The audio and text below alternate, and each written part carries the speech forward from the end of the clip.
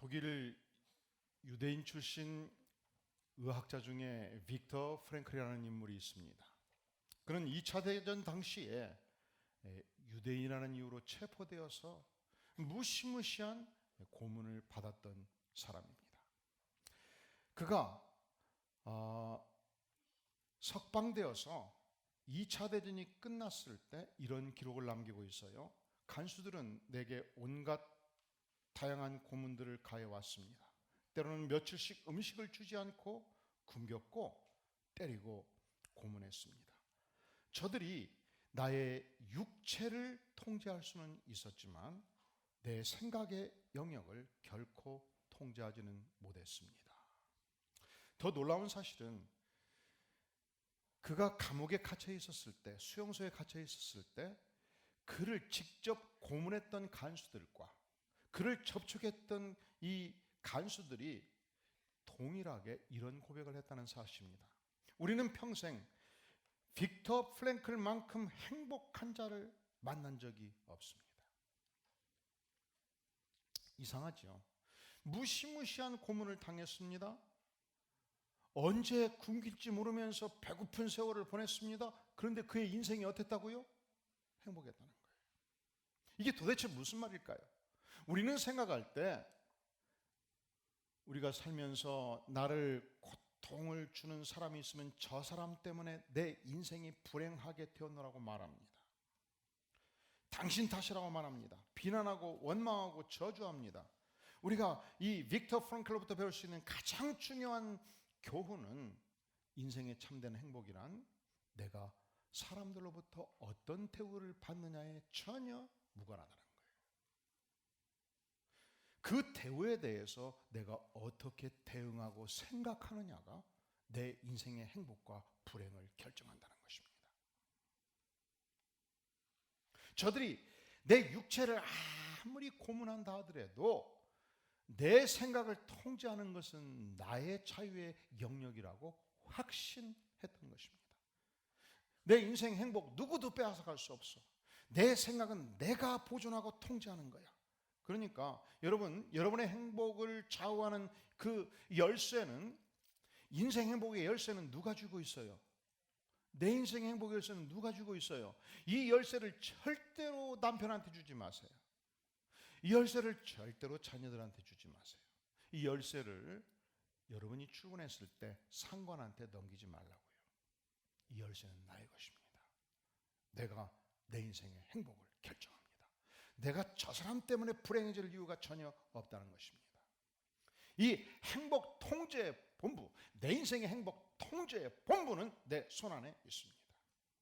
그런데 여기 오늘 본문에서 등장하는 요셉, 이 요셉의 인생이야말로 자기 인생을, 자기의 생각의 영역을 온전히 통제했던 위대한 하나님의 사람이었습니다. 왜냐하면 형들에 의해서 죽임을 당할 뻔했고 형들에 의해서 돈 몇 푼 받고 노예로 팔려갔을 때 여러분 얼마나 고통이 컸겠어요. 여러 번 자살하고 싶은 생각도 들지 않았겠습니까? 그렇게 충성했음에도 불구하고 보디발의 처가 나를 모함했을 때 얼마나 저주스럽겠습니까? 저주하지 않았습니다. 술 장관이 배신했을 때 얼마나 억울했겠습니까? 그는 억울해하지 않았어요. 왜냐하면 전능하신 하나님께서 나와 함께 하셨기 때문에, 그 하나님이 내 인생의 최선으로 인도하시 주실 것을 확신했기 때문에, 하나님이 나와 동행하시고 하나님의 위대한 섭리 가운데 내 인생이 엮어진다는 분명한 신념이 있었기 때문에 그는 흔들리지 않았습니다. 그는 불행하지 않았습니다. 그는 행복했어요. 그는 이 하나님의 은혜 속에 거했고 하나님께서 그의 인생을 형통한 인생으로 만들어 주셨습니다. 드디어 그가 감옥에서 석방되어서 임금님 앞에 섰습니다. 그렇게 그 시대에 유명했던 위대한 학자들이 침묵할 때 그는 감히 왕 앞에서 왕의 꿈을 해석했습니다. 아름답고 살진 7마리의 암소, 임금이시여, 이것은 앞으로 7년 동안 대풍년이 애굽에 전개될 것입니다. 흉하고 파리한 다른 7마리의 암소, 그것은 대풍년이 지난 후 무려 7년 동안 엄청난 흉년이 이 땅에 닥칠 것입니다. 세 번째, 임금님이시여 여기에 국가 시책을 수립할 필요가 있습니다. 가장 지혜롭고 명철한 자를 총리로 선택해서 14년의 국가 시책을 펼치십시오. 네 번째, 결국 7년의 풍년 기간 동안 애굽 전역에 식량 창고를 지어서 가득 식량을 저장하시고 나머지 7년의 흉년 동안 국가는 배고픈 백성들을 먹일 뿐만 아니라 팔레스타인 지역을 향하여 이 지중해 난 전체 지역을 향해서 식량을 공급하는 세계의 경영을 준비하십시오. 자, 국가 시책을, 경제 시책을, 세계 경영의 논리를 그는 임금님 앞에서, 그 시대의 위대한 현자들 앞에서, 박사급 인물 앞에서 거침없이 펼치고 있었던 것입니다. 여러분, 우리가 성인이 된다는 것은 지도자가 된다는 걸 의미해요. 가정에서 지도자예요. 직장에 출근하면 여러분 신입사원도 2년 3년만 지나면 신입사원이 또 들어옵니다. 지도자예요. 이 땅에는 어떤 세계에도 세 종류의 지도자가 존재해요. 첫째로 부정적인 지도자, 무조건 남을 비난하고 고발하는 지도자, 남의 약점을 후벼 파는 지도자, 절망을 노래하는 지도자. 그러면 절대로 그는 지도자가 돼서는 안 돼요. 그의 비판이 정당합니다. 그의 고발이 하나도 틀린 것이 없습니다. 약점을 정확하게 지적했습니다. 다 맞는 말이에요. 틀린 것이 하나도 없어요. 그리고 끝나면, 이 부정적인 언사로 끝나면 그 집단 전체가 비생산적이 되고 파괴적이 돼요. 공동체는 망합니다. 희망이 없어요. 절망적이에요. 지도자 사표 내세요. 두 번째 지도자, 무조건 희망만 말하는 지도자. 여러분, 어떤 공동체든지 문제없는 공동체는 없습니다. 여러분, 대한민국 국가가 더 이상, 제가 확신컨대 1950년대 전 세계 최극빈 국가에서 OECD 국가로 진입할 때까지 이 비약적인 발전은 다시 반복되지 않을 것입니다. 왜냐하면 오늘의 정치, 경제 지도자들에게 비전이 사라졌기 때문에. 우리는 정직하게 문제를 문제로 봐야 돼요. 근데 무조건 희망만 말하는 지도자는 많은 문제가 있음에도 불구하고 그 문제에 대한 해결책을 주지 않고서 잘 된다, 우리는 반드시 잘 될 것이다, 희망만 노래하는 앵무새의 지도자. 결코 희망을 줄 수가 없습니다. 자, 제가 열심히 이 청소를 하다가 작은 나무 가시가 뚫고 들어갔어요. 바빠가지고 치료를 못했어요. 그랬더니 부어오르더라고요. 예를 드는 거지 실제 그렇다는 게 아니에요. 그랬더니 악수를 할 때 아파요. 그래도 바빠서 그냥 놔뒀어요. 그랬더니 막 부어올라요. 그랬더니 막 고름이 잡혀요. 그래도 놔뒀어요. 그랬더니 근육백에서 눈에 보여. 그래서 어쩔 수가 없다. 의사 선생님 만났어요. 근데 의사가 그래요. 목사님, 그냥 놔두세요. 낫을 거예요. 그리고 돌려보내면 그 의사 정당한 의사입니까? 이것이 문제가 있음에도 불구하고 희망만 말하는 지도자의 비극이에요. 자, 세 번째 지도자, 참된 지도자. 여러분이 참된 지도자라면 어떤 삶을 살아야 되느냐? 비극이 있고 재앙이 있고 위기가 있을 때, 그렇습니다, 이것은 비극입니다, 이것은 재앙입니다, 이것은 위기입니다, 직시하는 것입니다. 여기서 멈추면 부정적인 지도자지요.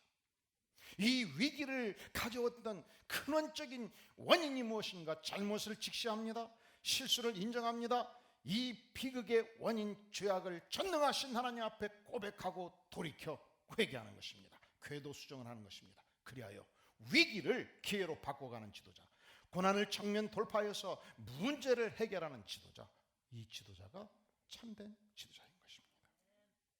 요셉은 이 7년의 기나긴 흉년을 없다 말하지 않았습니다.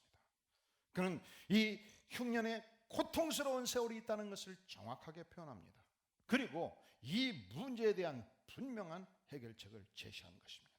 바로는 이 거침없는 요셉의 꿈 해석 앞에서 요셉을 어떻게 요셉이라는 인물을 평가하고 있을까요? 38절을 주목해 보세요. 바로가 그의 신하들에게 이르되 이와 같이 어떤 사람? 하나님의 영에 감동된 사람. 여러분, 바로가 하나님을 믿는 사람이었을까요? 바로가 여호와 하나님을 알았을까요? 아니죠. 그럼에도 불구하고 그는 이방이었음에도 불구하고 그는 하나님을 전혀 몰랐음에도 불구하고 알았어요. 뭘 알았는가? 요셉은 보통 사람이 아니다. 요셉은 하나님의 영에 감동된 사람이다. 이 요셉의 국가 비전과 미래를 향한 해안의 표현을 볼 때 요셉이야말로 조물주 창조주의 신의 능력, 특출난 능력을 덧입은 인물이다. 신적 능력의 소유자다. 우리가 신약의 표현을 빌면 성령의 감동을 입은 하나님의 사람이다. 여러분, 우리가 성령의 능력을 덧입으면, 하나님의 감동이 오면, 성령의 출중한 지혜가 임하면 세상 지혜와 다른 차원의 하나님의 능력과 힘이 임하는 것입니다. 사도행전 6장에 보면 사도들이 평신도 지도자들을 선택합니다. 어떤 기준에 선택할까요? 얼마나 교회에 오래 다녔냐, 이게 기준이었을까요?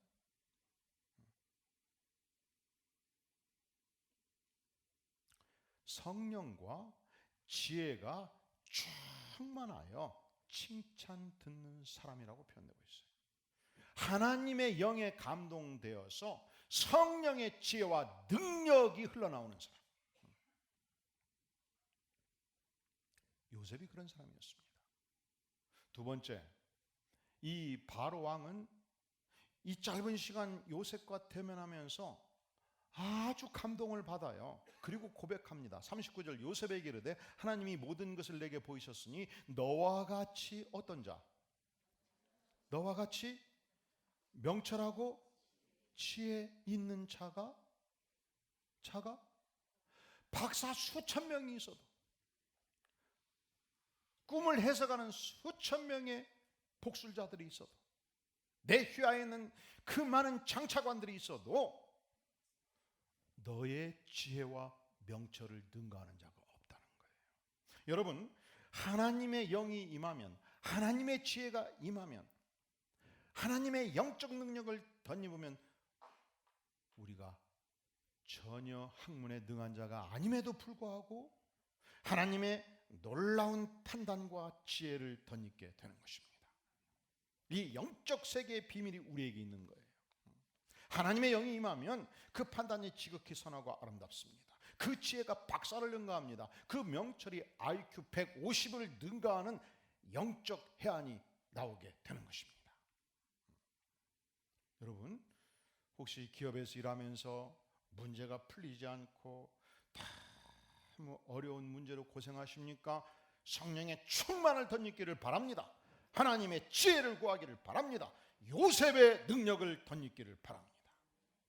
근데 그것이 어디서 왔는가?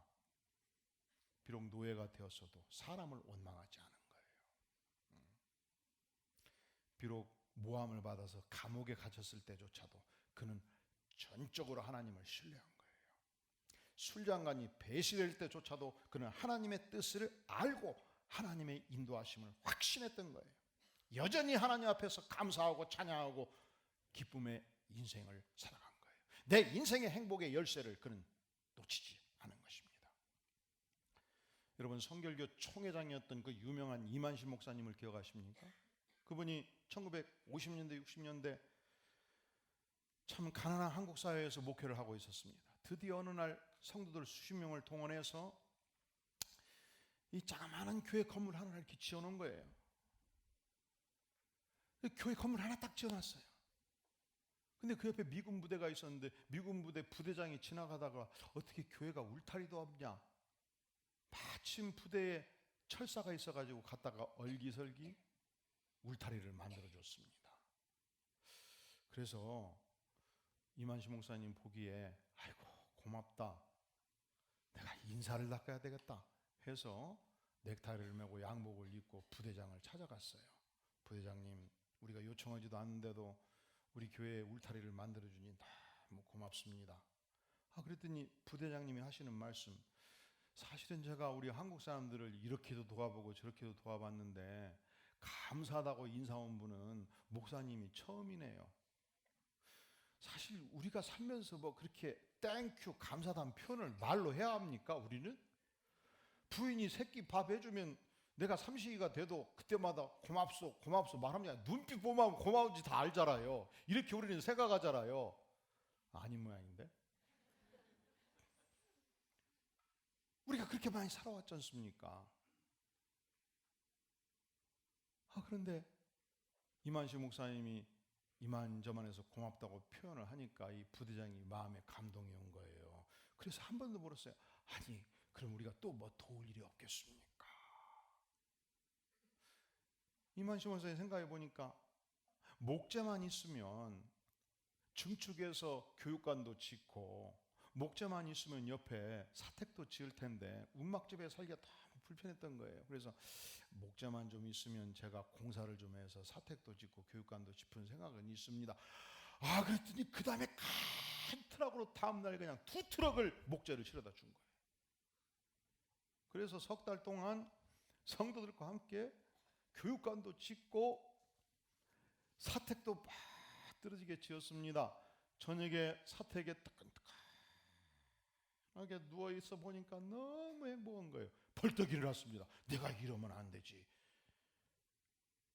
미군 부대 부대장을 만나서 내가 얼마나 행복한지, 이 사택에 누워도 행복하고 교육관에 가보면 이 7살, 12살 어린이들 성경 공부하고 예배 드리는 모습이 너무너무 행복하고 너무너무 감사합니다 했더니 부대장님이 하시는 말씀, 그렇게 행복하셔요? 그럼 우리가 뭐 좀 도울 일이 없겠습니까? 이 정도면 좋습니다. 그래도 뭔가 생각해 보세요. 생각을 해보니까 얼기설기 철조망은 있는데 이게 대문이 없단 말이죠. 그래서 사실은 대문이 하나 있으면 좋겠습니다. 그랬더니 그 다음날 공병대를 보내가지고 빠진 아치를 세워서 철제 대문을 만들어주고 등까지 달아가지고 번쩍 수요 저녁 예배나 금요일 밤 주일 밤 저녁 예배 드릴 때마다 성도들이 그냥 이 철제 대문을 출입을 할 때만 기가 사는 거예요. 그러면 이제 어느 지역 말로 인사를 히야오리야 아니야오리야, 어느 지역 말로 인사를 히야스 아니야스, 꼭 불란서 말 같죠? 그래서 양복을 또 입고 미군 부대 부대장을 만나러 가서 깍듯이 인사를 드린 거예요. 근데 더 이상 우리가 도움은 필요 없는데 아무리 생각해도 이 은혜가 고맙다고. 그랬더니 부대장님이 다 듣고 나서 그래도 인사차 오셨지만 무엇이든지 도울 일을 말씀해 주시면 우리가 힘껏 돕겠습니다. 생각해 보시오. 하도 간척을 해서 이게 철사로 울타리를 만들다 보니까 너무 교회가 거칠게 보인다고. 그랬더니 그냥 그 다음날 목재를 실어다가 그냥 멋지게 울타리를 만들어주고 페인트까지 칠해준 거예요. 감사를 희하여 발휘하여. 어떻게 해야요?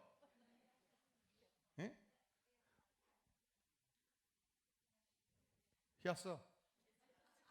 그래서 또 양복을 입고 가가지고 이번에는 우리가 충분히 도움을 받았습니다. 더 이상 우리가 도움은 필요 없고요. 제가 인사는 드려야 된다고 왔습니다. 그리고 또 생각해 보라는 거예요. 이 부대장님이. 그래도 뭔가 우리가 도울 일이 있지 않겠냐고. 전혀 필요 없습니다. 이번 정말 인사하러 왔습니다. 그래도 뭔가 도울 일이 있는가 생각해 보라고.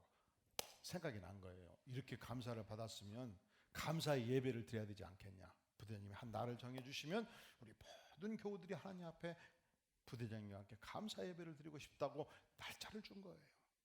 그래서 그 날짜를 앞두고 열심히 설교를 준비를 했습니다. 감사하는 인생 무엇인가 설교를 준비를 했습니다. 그리고서 열심히 짧은 영어 실력으로 또 번역을 했습니다. 번역가를 만나서 수정을 받았습니다. 읽고 또 읽어서 한글 설교, 영어 설교를 암송했습니다. 드디어 감사 예배를 드릴 때 그 짧은 영어로 한글 설교, 영어 설교 본인이 스스로 통역을 하면서 예배를 마쳤고 감사장을 전달했고 선물까지 박수를 다 친 거예요. 근데 문제는 이 미군 부대 부대장님이 미군 부대를 딱 가면 막 쩔쩔 끓으니까 너니샷 하나 입고 딱 장군복 입었잖아요. 예? 그런데 그 당시 한국 사람들은 예배당 올 때 어떤 옷 입었어요? 빨간 내복 두꺼운 거 여자들 다 입었잖아요. 권사님 그랬잖아요. 남자들 어떻게 다 흰색 네이 다 입었잖아요. 그리고 털옷 입었잖아요. 털옷. 그러니까 예배를 드릴 때 한국 사람들은 견딜만 해요? 추워요? 견딜만 하지. 근데 미국 부대장은 어때요?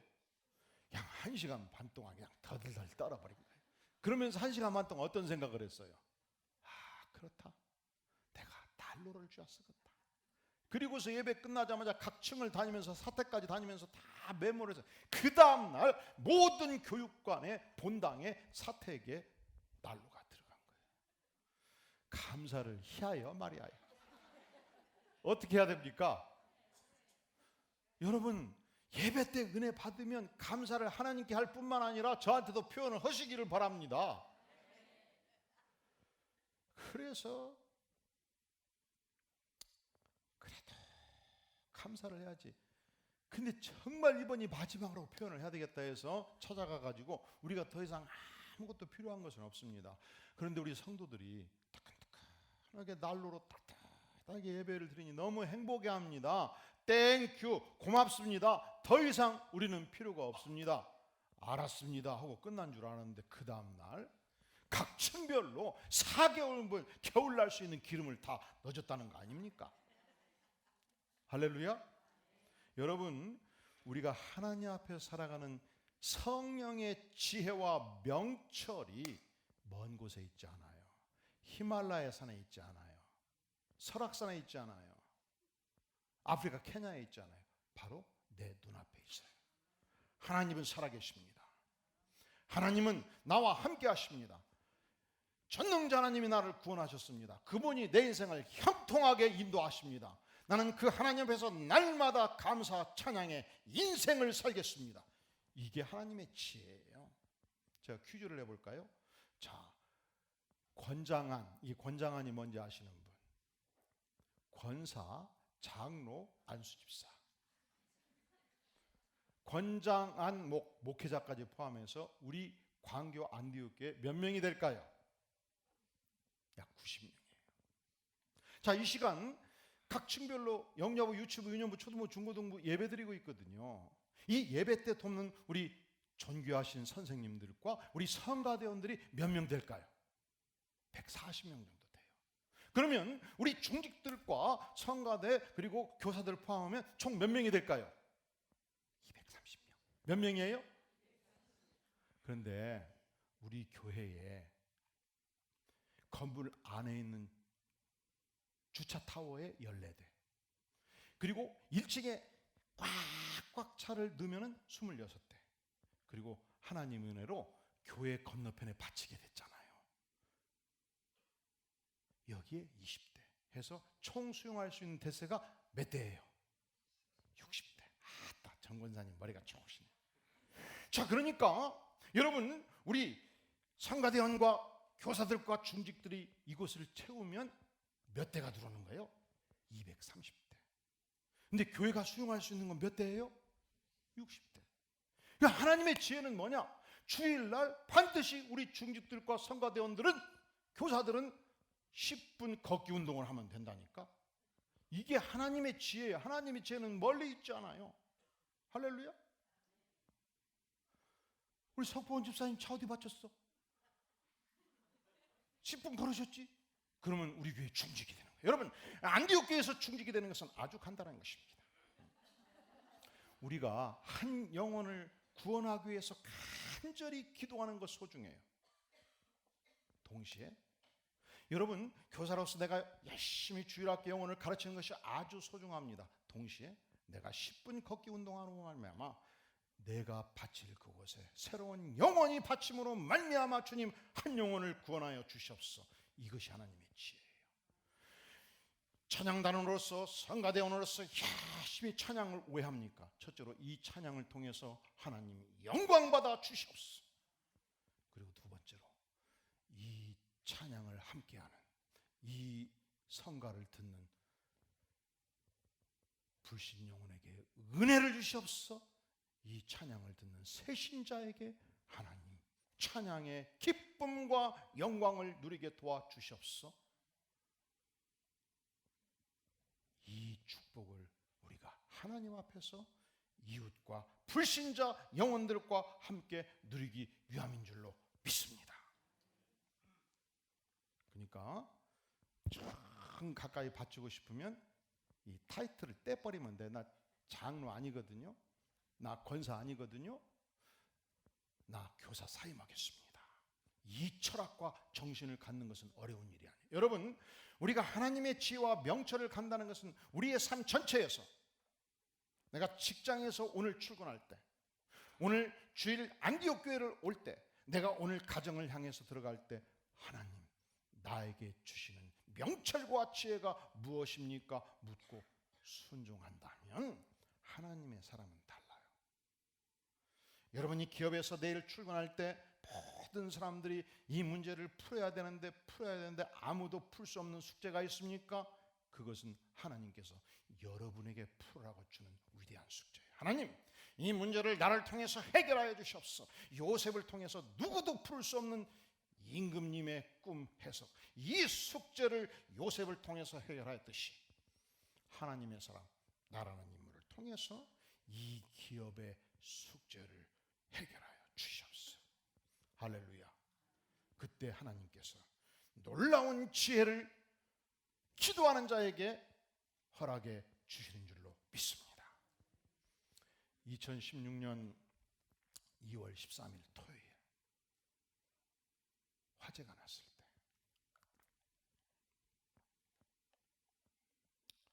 교회에 두 가지 의견이 있더라고요. 제 귀에 잡히더라고요. 첫째로, 아니 교회가 불타버려? 하나님 영이 떠났네. 뭔가 이상하네. 뒤숭숭하네. 교회에도 마귀가 역사한다든지 진짜 그러네. 그런 소리를 듣고 나면요, 목사지만 별로 목회를 하고 싶은 생각이 없고 이렇게 움츠러들어요. 이렇게. 근데 전화가 왔어요. 목사님, 절대로 위축되지 마세요. 목사님, 교회가 기도할 때고요, 기도하면 목사님만 힘을 내면 하나님께서 성령으로 놀랍게 역사해 주실 줄로 믿습니다. 그리고 전화가 오는 거예요. 멀리서. 내가 어느 교회에 있을 때 불이 났는데 그때 성도들이 일치단결해서 기도하니까 엄청난 부흥을 주시더라고요. 하나님께서 부흥을 주시려고 작정하셨네요. 그러니까 이렇게 움츠러들다가, 교회 가서 이렇게 움츠러들었다가 집에 가서 전화 받고 이렇게 살아나. 할렐루야. 그래서 하나님의 지혜는 뭐냐? 사건을 하나님의 시선으로 이해하는 능력이 하나님의 지혜예요. 그때부터 열심히 기도하고 열심히 일치단결해서 복구에 힘썼더니 오늘의 축복을 우리에게 주신 줄로 믿습니다. 두 번째 깨우침. 여러분, 세상의 물질, 세상의 명예, 세상의 영화, 세상의 재물은요, 우리 주님께서 구름 타고 재림하실 그때에 모두 체질이 풀어져 불타 없어진다고 베드로서는 말씀해요. 여러분이 열심히 모았던 그 어떤 재산도 재물도 다 불타 없어져. 그러니까 우리가 인생을 살면서 세상의 보화, 세상의 명예, 세상의 재물에 코를 박고 살면 얼마나 불행한 인생이겠습니까? 하나님의 영광을 위해서 나의 명예를 멋지게 사용하는 인생 되기를 바랍니다. 하나님의 영광을 위해서 나의 재물을 멋지게 사용하는 인생 되기를 간절히 바랍니다. 언젠가는 다 불타 없어질 것인데, 여러분 놀라지 마세요. 예수님이 재림하고 예수님의 심판이 임할 때 모든 이 땅의 건물들도 다 불타 없어질 거예요. 교회당도 다 불타 없어져요, 결국은. 그러니까 사는 날 동안 하나님께서 내게 주신 재물과 은사와 재능을 하나님의 영광을 위해서 열심히 하나님의 나라의 소망을 가지고 하나님의 나라의 코를 받고 재림을 사모하며 하나님의 영광을 추구하는 복된 생애 사시기를 주의 이름으로 축원합니다. 마지막으로 참 우리 장로님 한 분이 중요한 교훈을 말씀하시더라고요. 우리가 4년 전, 5년 전 이 건물을 짓고 입당을 할 때 그때는 부채가 많았어요. 그러다 보니까 이 본당의 인테리어가 음향 친화적이 아니었어요. 원래 음향은 위에를 보세요. 빠지게 돼 있잖아요. 이번에 이 저음은 흡수하는 흡입 체질로 돼 있고 고음을 내뿜어줘야 음악이 좋은데 반대로 돼 있었던 거예요. 그리고 이 앞쪽에 보세요. 구멍이 막 뚫려 있잖아요. 이게 안 돼 있으면 막 소리가 돌아가지고 음향 친화적이 안 되는 건데, 하나님께서 여러분 생각해 보세요. 언제 이 천정을 다 걷어내겠어? 그게 쉬운 일이겠냐고. 하나님이 위만 정확하게 걷어내서 버린 거예요. 아유, 어떻게 그런 은혜가 있어요. 그리고 처음에는 입당할 때 워낙 부채가 많다 보니까 음향은 이게 5천만 원만 들여도 소리는 들려요. 근데 제대로 하면 3억까지 드릴 수도 있고, 그러면 부채가 많을 때 3억을 드리겠어요? 5천만 원 해서 대충 해놓겠어요. 그래서 처음 할 때부터 우리 건축팀이 때가 되면 전체를 아름다운 소리를 내는 공간으로 바꿔야 됩니다. 목사님, 그건 각오하셔야 됩니다. 그 얘기를 했거든요. 그러고 보니까 우리가 걷어낼 수 없는 것을 하나님이 정확하게 걷어내 주시고, 우리가 쉽게 장착할 수 없는 음향의 최고급, 전 세계에서 가장 최고급 음향 중에 하나가 클레어 브라더스라는 음향인데 그걸로 다 맹글어 주신 거예요. 할렐루야. 그러니 하나님의 은혜가 얼마나 크냐 이 말이죠. 그러니까 인생의 참 지혜는 뭔가? 사건과 사문을 누구의 눈으로? 인간의 눈이 아니고 하나님의 눈으로 보는 시선을 보유하는 것이 지혜예요. 그러면 하나님께서 그 인생을 형통한 인생으로 만들어 주시는 것입니다. 자, 단 몇 분 요셉이 바로와 면접을 한 거예요. 단 몇 분 요셉이 바로의 꿈에 대해서 해석을 해준 거예요. 그럼에도 불구하고 바로가 그를 하나님의 영에 감동된 사람으로 지혜와 명철을 가진 자로 인정하게 되었던 요인이 어디 있을까? 우리가 생각하지 않을 수가 없는 것이죠. 요셉은요, 어디를 가나 하나님을 증거했어요. 바로를 만났을 때에도 바로 왕이 그랬거든요.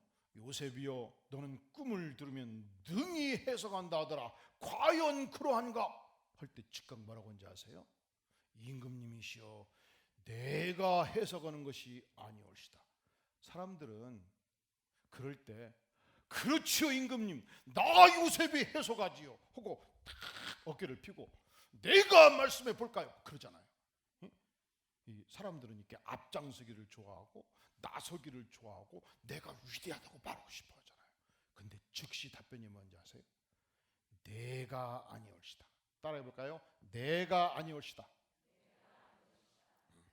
해석은 내가 섬기는 전능자 하나님께 있습니다. 그 하나님께서 바로 왕의 꿈을 해석해 주십니다. 담대하게 하나님을 증거한 것입니다. 요셉은요, 감옥에서 두 장관에게도 하나님을 증거했어요.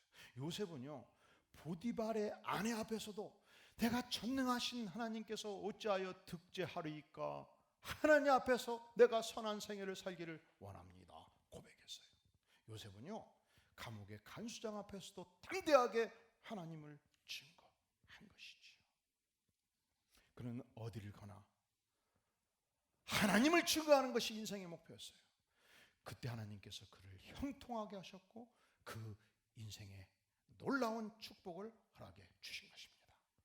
자, 본문 40절에 44절은요, 성경 전편에서 가장 신나는 장면이에요. 세상에 이렇게 신나는 일이 있을까? 보세요. 40절. 너가 누구예요? 요셉은 나의 집을 다스리라. 내 백성이 다 내 명령에 복종하니 내가 너보다 높은 것은 내 왕자뿐이니라. 41절 내가 너를 애굽 온 땅의 총리가 되게 하노라. 42절 나의 인장 반지를 받으라. 요셉의 손에 끼워줍니다. 세마포 옷을 입히고 금사슬로 목에 걸었습니다.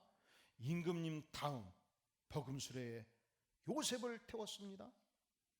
모든 백성들에게 요셉이 버금수레로 지나갈 때 엎드리라 명합니다. 애굽 전역을 총리로 다스리게 했습니다. 44절 나는 바로라 애굽 온 땅에서 너의 허락이 없이는 수족을 놀릴 자가 없으리라. 그리고 이름을 지어줬어요. 사모넷 바네아. 무슨 뜻이냐? 비밀을 여는 자 이 뜻이에요. 세상의 구세주 이 뜻입니다. 세상을 의롭게 하는 자 이 뜻입니다. 자, 우리가 이 사건을 통해서 어떤 교훈을 받습니까? 사랑하는 성도 여러분, 우리가 하나님의 영광을 위해서 하나님을 증거하는 삶, 우리가 하나님의 영광을 위해서 하나님의 뜻에 순종하는 삶을 살아갈 때에 하나님은 그 인생을 반드시 보상하십니다. 상급을 주십니다. 그 인생을 축복하십니다. 물론 삶의 과정에서 노예가 되는 고난이 있을 수 있어요. 삶의 과정에서 모함을 받을 수 있어요. 핍박을 받을 수 있어요. 괴로운 체험을 할 수 있어요. 그것을 견뎌내면, 믿음으로 승리하면 주께서 반드시 언젠가 그 인생을 보상하십니다. 갈라디아서 6장 9절은 말씀합니다. 우리가 선을 행하되 낙심하지 말지니 피곤하지 아니하면, 따라해 볼까요? 때가 이름에 거두리라. 때가 이름에 거두는 인생이 되게 하십니다. 시편 기자는 시편 126편에서 말씀합니다. 눈물을 흘리며 씨를 뿌리는 자는 기쁨으로 거두리로다. 울며 씨를 뿌리러 나가는 자는 정녕 기쁨으로 그 단을 가지고 돌아오리라. 사랑하시는 성도 여러분, 과연 앞으로 어떤 인생을 사시겠습니까? 요셉, 하나님의 영에 감동된 인생, 하나님께 순종함으로 말미암아 지혜와 명철을 소유하는 인생 되시기를 바랍니다. 하나님께 충성함으로 말미암아 하나님으로부터 보상받는 인생, 하나님이 주시는 영광의 축복을 누리는 인생, 이 요셉의 축복이 우리 모든 안디옥 백성들의 생애의 축복이 되기를 주의 이름으로 축원합니다. 다 함께 머리 숙여 기도합니다. 영광의 주님, 우리는 코앞만 보며 살아왔습니다. 우리는 내 인생에 고통과 비극이 있을 때 하나님의 뜻을 외면한 적이 많았습니다. 주님, 하지만 이제 우리가 요셉의 생애를 보면서 하나님께 충성할 때 언젠가 때가 되어 거두는 인생의 축복이 있는 것을 알았사오니, 주님, 이 땅의 생애를 살아갈 때 주의 백성들에게 요셉의 축복을 넘치게 부어 주시옵소서.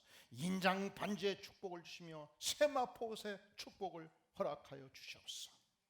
그리하여 어느 곳을 가든지 하나님의 영광을 나타내고 성령에 감동된 하나님의 백성의 삶을 살아가도록 주님, 우리의 생애를 인도하여 주시옵소서. 우리를 불쌍히 해주시옵소서. 예수님의 이름으로 간절히 기도하옵나이다. 아멘.